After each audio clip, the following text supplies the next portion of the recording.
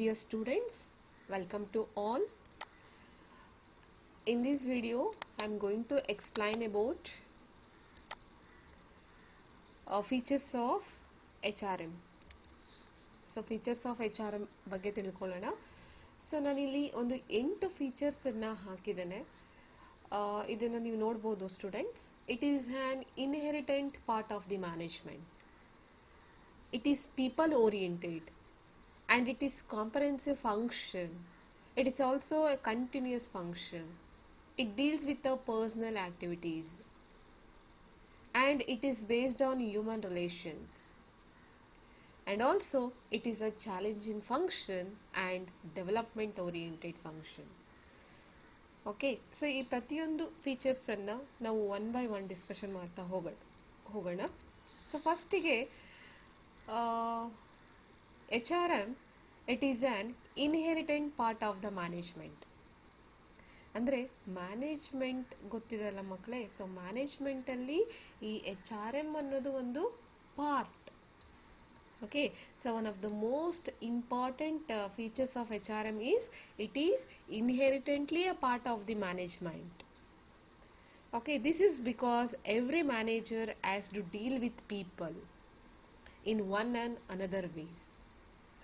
Okay, so therefore HRM becomes a function for every manager. ಅಂದರೆ ಈಗ for example in a company ಅಥವಾ ಯಾವುದೋ ಒಂದು ಇನ್ಸ್ಟಿಟ್ಯೂಷನಲ್ಲಿ, ಸೊ ಒಂದು ಕಂಪನಿಯಲ್ಲಿ ನೀವು ಪ್ರೊಡಕ್ಷನ್ ಡಿಪಾರ್ಟ್ಮೆಂಟ್ ನೋಡಿರ್ಬೋದು, ಫೈನಾನ್ಸ್ ಡಿಪಾರ್ಟ್ಮೆಂಟ್ ಇರ್ಬೋದು, ಹಾಗೆ ಮಾರ್ಕೆಟಿಂಗ್ ಡಿಪಾರ್ಟ್ಮೆಂಟ್ ಇರ್ಬೋದು, ದೆನ್ ಲೀಗಲ್ ಡಿಪಾರ್ಟ್ಮೆಂಟ್ ಇರ್ಬೋದು, ವಾಟ್ ಎವರ್ ಡಿಪಾರ್ಟ್ಮೆಂಟ್ ಎಲ್ಲದರಲ್ಲೂ so management is very important. ಹಾಗೆ ಸೊ ಹ್ಯೂಮನ್ ರಿಸೋರ್ಸ್ ಮ್ಯಾನೇಜ್ಮೆಂಟು ಕೂಡ one of the part of management. Okay, ಅಂದರೆ ಏನು ಮ್ಯಾನೇಜ್ಮೆಂಟ್ ಅಂದರೆ ಏನು, ನಿರ್ವಹಣೆ ಅಲ್ವಾ. ಸೊ HR ಹ್ಯೂಮನ್ ರಿಸೋರ್ಸ್ ಏನಿದೆ, ಮಾನವ ಸಂಪನ್ಮೂಲ ಏನಿದೆ, ಅವರನ್ನು ಕರೆಕ್ಟಾಗಿ ನಿರ್ವಹಣೆ ಮಾಡುವಂಥದ್ದು. ಹಾಗೆ next it is people oriented. Okay, name only indicate human resource. Okay, human resource is nothing but people. Aita? So people oriented. Human resource management is concerned with employees both as individual as well as in a group. Okay, for the what purpose? To attain the goal of an institution.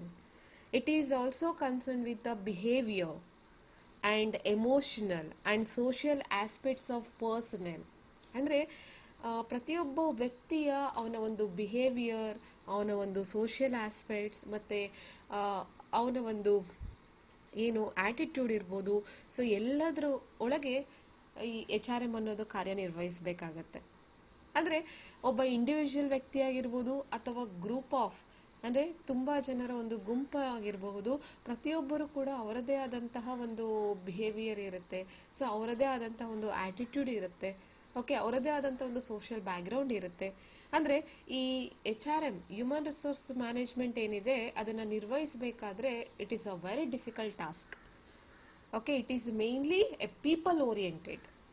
Okay, people oriented ಆಗಿರುವಂಥದ್ದು. So in this people are the main focus.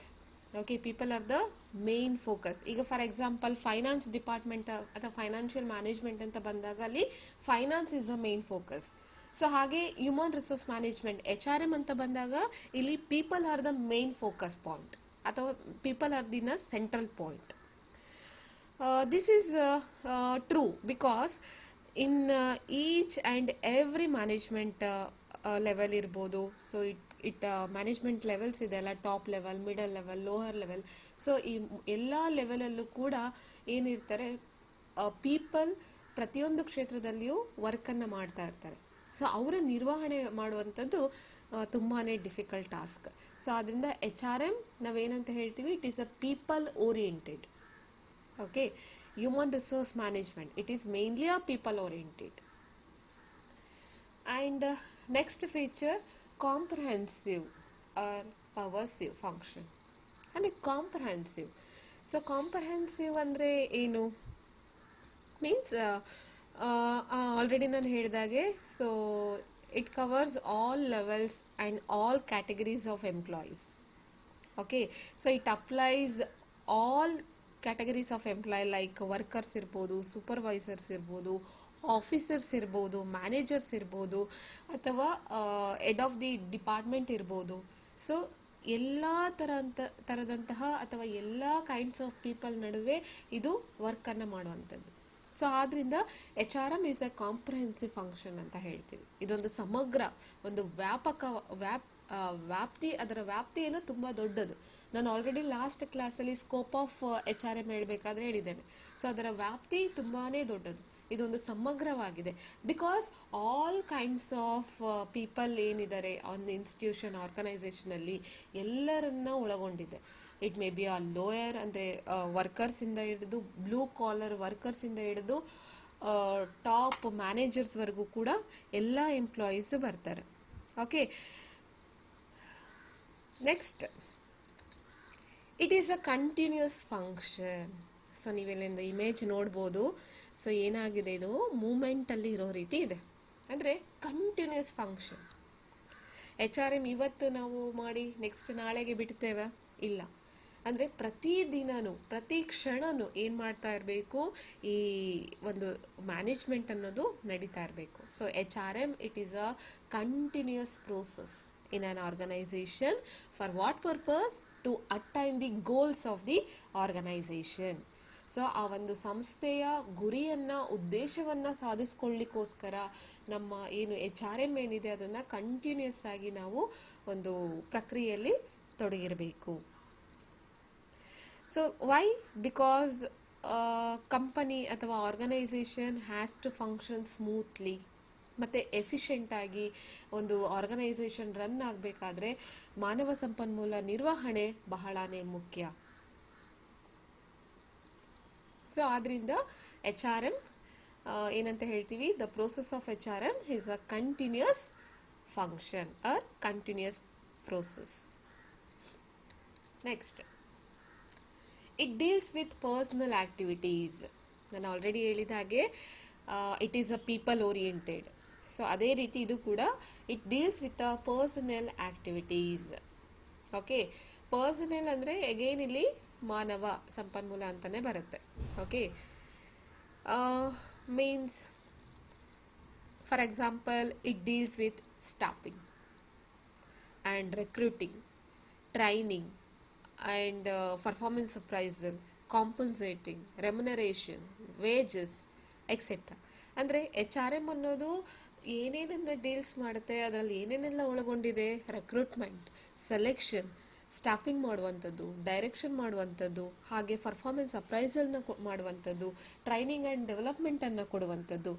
So ಇದೆಲ್ಲವೂ ಯಾವುದಕ್ಕೆ ಸಂಬಂಧಪಟ್ಟಿದೆ? Human ಆ್ಯಕ್ಟಿವಿಟೀಸ್ಗೆ ಸಂಬಂಧಪಟ್ಟಿದೆ, ಅಂದರೆ personal ಆ್ಯಕ್ಟಿವಿಟೀಸಿಗೆ ಸಂಬಂಧಪಟ್ಟಿದೆ. So ಆದ್ದರಿಂದ another one of the features of HRM is to it deals with the personnel activities ಅಂತಲೇ ಹೇಳ್ಬೋದು. Okay, next, it is based on human relations. ಅಂದರೆ ಇದೊಂದು ಖಾಲಿ ಪೀಪಲ್ ಓರಿಯೆಂಟೆಡ್ ಮಾತ್ರನೇ ಅಲ್ಲ, ಹಾಗೂ ಪರ್ಸನಲ್ ಆ್ಯಕ್ಟಿವಿಟೀಸನ್ನು ಅದರ ಮೇಲೆ ಇದೆ ಅಂತ ಅಲ್ಲ. So it is also based on human relations. Okay, ಏನು ರಿಲೇಷನ್ಸ್ ಅಂದರೆ ಏನು? ಒಂದು ಒಳ್ಳೆಯ ಸಂಬಂಧ. ಓಕೆ, ಮ್ಯಾನೇಜರ್ಗೂ ಮತ್ತು ಸಬಾರ್ಡಿನೇಟ್ ಅಥವಾ ಟಾಪ್ ಲೆವೆಲ್ ವರ್ಕರ್ಸ್ಗೂ ಲೋ ಲೆವೆಲ್ ವರ್ಕರ್ಸ್ಗೂ, ಅಥವಾ ಸೊ ಈಗ ಒಬ್ಬ ಹೆಡ್ ಇದ್ದಾನೆ ಅಂದರೆ ಅವನ ಅಂಡರ್ ಕೆಲಸ ಮಾಡುವಂತಹ ವರ್ಕರ್ಸ್ ಇರ್ಬೋದು. ಸೊ ಏನು ಒಂದು ಸಂಸ್ಥೆಯಲ್ಲಿ ಹ್ಯೂಮನ್ ಬೀಯಿಂಗ್ಸ್ ಯಾರ್ಯಾರೆಲ್ಲ ವರ್ಕ್ ಮಾಡ್ತಾ ಇದ್ದಾರೆ ಅವರ ನಡುವೆ ಒಂದು ರಿಲೇಷನ್ಶಿಪ್ಪನ್ನು ಬೆಳೆಸುವಂಥದ್ದು. Okay, so this is one of the most important features of HRM. Okay, is that it regulate human relations.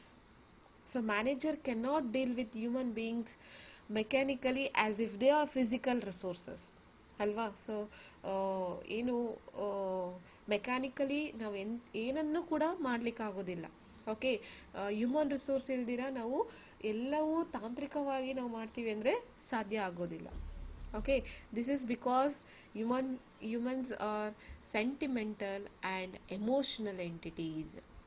ಅಂದರೆ ಈಗ ಫಾರ್ ಎಕ್ಸಾಂಪಲ್ ಎಲ್ಲ ಕಡೆ ಈ ಒಂದು ಟೆಕ್ನಾಲಜಿ ಅಪ್ಗ್ರೇಡೇಷನಿಂದ ಎಲ್ಲ ಕಡೆ ಆಲ್ಮೋಸ್ಟ್ ಈ ರೊಬೋಟಿಕ್ ಇರ್ಬೋದು, ಅಂದರೆ ಮೆಷಿನರಿ ಬೇಸ್ಡ್ ವರ್ಕ್ ಮಾಡ್ತಾ ಹೋಗ್ತಾ ಇದ್ದಾರೆ. ಅಂದರೆ ಎಷ್ಟೋ ಜನರ ಒಂದು ವರ್ಕನ್ನು ಕೂಡ ಕಸ್ಕೊಂಡಿದೆ. ಆದರೆ ಈ HRM ಅನ್ನೋದು ಅದಕ್ಕಿಂತ ಮೇಲ್ಪಟ್ಟದ್ದು. ಅಂದರೆ ಎಲ್ಲ ವರ್ಕನ್ನು ನಾವು ಮಷಿನ್ನಾಗಿಯೇ ನಾವು ಮಾಡ್ತಾ ಹೋಗ್ಲಿಕ್ಕಾಗಲ್ಲ, ಆಯಿತಾ? ಅಥವಾ ಒಬ್ಬ ಹ್ಯೂಮನನ್ನು ಮಷಿನ್ ಅಂತಲೇ ಟ್ರೀಟ್ ಮಾಡೋದಕ್ಕಾಗೋದಿಲ್ಲ. ಸೊ ಅವರಿಗೆ ಒಂದು ಸೆಂಟಿಮೆಂಟಲ್ ಇರುತ್ತೆ, ಎಮೋಷನ್ಸ್ ಕೂಡ ಇರುತ್ತೆ ಅಂತ ಹೇಳ್ತಾರೆ. ಅಂದರೆ every person as different belief, aspiration and perception, ಮತ್ತು ಅವ್ರದ್ದೇ ಆದಂತಹ ಕೆಲವು ವೀಕ್ನೆಸ್ಸಸ್ ಎಲ್ಲ ಇರುತ್ತೆ. Okay, so HRM deals with ಅಥವಾ it is based on human relations. ಅಂದರೆ ಒಂದು ಸಂಸ್ಥೆಯಲ್ಲಿ ಒಬ್ಬ ವ್ಯಕ್ತಿಯ ಎಮೋಷನ್ಸ್ ಜೊತೆ ನಾವು ವರ್ಕ್ ಮಾಡ್ತಾ ಇರ್ತೀವಿ, ಒಬ್ಬ ವ್ಯಕ್ತಿಯ ಒಂದು ಪರ್ಸೆಪ್ಷನ್ಸನ್ನು ನೋಡ್ತಾ ಇರ್ತೀವಿ. Okay, next, it is a challenging function. So it is a very nice image. ನೋಡಿ, ಇಮೇಜ್ ನೋಡಿ ಎಷ್ಟು ಚಾಲೆಂಜಿಂಗ್ ಆಗಿದೆ ಅಲ್ಲ. ಸೊ ಹಾಗೆ HRM ಕೂಡ ಒಂದು challenging function. It is a challenging job ಅಂತಲೇ ಹೇಳ್ಬೋದು. Because due to a dynamic nature of people.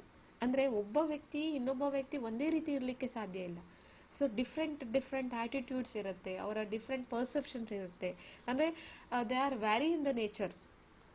Okay, human resource management aims at securing unreserved cooperation from all employees in order to attain predetermined goals. ಅಂದರೆ ಅವರ main ಉದ್ದೇಶ ಏನು, ಅವರ ಗೋಲ್ಸನ್ನು ಅಥವಾ ಆ ಸಂಸ್ಥೆಯ ಒಂದು ಗುರಿಯನ್ನು ತಲುಪೋದು.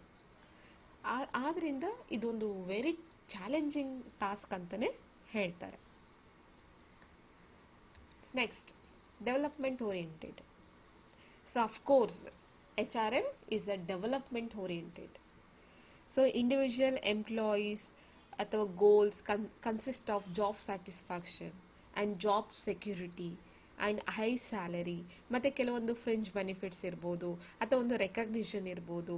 ಸೊ ಇವೆಲ್ಲವೂ ಕೂಡ ಅವರ ಒಂದು ಡೆವಲಪ್ಮೆಂಟ್ಗೆ ಒಂದು ಏನು ಪೂರಕವಾಗಿರುತ್ತೆ. Okay, human resource management is concern with developing the potentials of employees. Okay, ಅವರ ಒಂದು ಎಂಪ್ಲಾಯೀಸ್ಗೆ ಮ್ಯಾಕ್ಸಿಮಮ್ ಸ್ಯಾಟಿಸ್ಫ್ಯಾಕ್ಷನನ್ನು ಇರಬೇಕು ಅವರ ವರ್ಕಲ್ಲಿ. ಸೊ ಮ್ಯಾಕ್ಸಿಮಮ್ ಸ್ಯಾಟಿಸ್ಫ್ಯಾಕ್ಷನ್ ಇದೆ ಅಂದಾಗ ಅವ್ರಿಗೇನಾಗುತ್ತೆ, ಒಂದು ಅವರ ವರ್ಕ್ ಕೂಡ ಕರೆಕ್ಟಾಗಿ ಮಾಡ್ತಾರೆ. ಸೊ ಮ್ಯಾಕ್ಸಿಮಮ್ ಸ್ಯಾಟಿಸ್ಫ್ಯಾಕ್ಷನ್ ಸಿಗಬೇಕಾದ್ರೆ ಅವರಿಗೆ ಕರೆಕ್ಟಾಗಿ ಜಾಬ್ ಸೆಕ್ಯೂರಿಟೀಸ್ ಇರಬೇಕು, ಮತ್ತು ಅವರಿಗೆ ಒಂದು ಹೈ ಸ್ಯಾಲರೀಸ್ ಅಥವಾ ಫ್ರಿಂಜ್ ಬೆನಿಫಿಟ್ಸ್, ಈ ರೀತಿ ಸಮ್ ಅದರ್ ಮಾನಿಟರಿ ಬೆನಿಫಿಟ್ಸ್ ಇರಬೇಕು. ಸೊ ಇದೆಲ್ಲ ಕೊಟ್ಟಾಗ ಆಟೋಮೆಟಿಕಲಿ ಅವರ ಪರ್ಫಾರ್ಮೆನ್ಸ್ ಏನಾಗುತ್ತೆ, ಇನ್ಕ್ರೀಸ್ ಆಗುತ್ತೆ. ಪರ್ಫಾರ್ಮೆನ್ಸ್ ಇನ್ಕ್ರೀಸ್ ಆದಾಗ ಅದು ಆಟೋಮೆಟಿಕ್ಕಾಗಿ ಕಂಪನಿಯ ಒಂದು ಗೋಲ್ಸ್ ಅಥವಾ ಕಂಪನಿಯ ಒಂದು ಏಮ್ಸನ್ನು ಅಚೀವ್ ಮಾಡ್ಕೊಳ್ಳಲಿಕ್ಕೆ ಸಾಧ್ಯವಾಗುತ್ತೆ. ಕಂಪನಿ ಒಂದು ಎಫಿಷಿಯೆಂಟಾಗಿ ವರ್ಕನ್ನು ಮಾಡುತ್ತೆ. Okay, these are the some features of HRM. So it is an inherent part of the management. It is people oriented. It is comprehensive function, and it is a continuous function. It deals with personal activities. It is based on human relations and challenging function. And lastly, it is a development oriented function. Thank you.